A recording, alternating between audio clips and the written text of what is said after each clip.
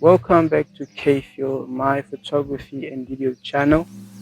Welcome to Vlogging Tips episode number 4. I'm talking about over editing.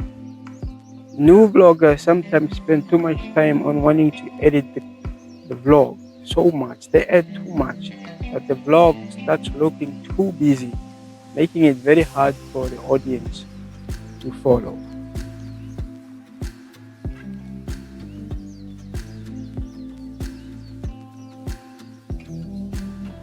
It's a problem because people watch vlogs because they want to connect with the person behind the vlog, what the person is doing in the vlog. If it's too edited and nothing in the vlog is real, so it's hard for them to follow or even pick up on what actually is happening.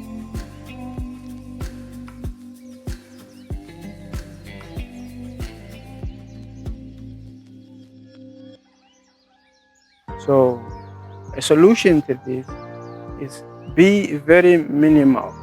Be very minimalistic when it comes to editing. If you know how to set your exposure very well and you're using a good camera, you do not necessarily need to edit this vlog that you are creating. Just put it together and have your audience enjoy what it is you've created for them.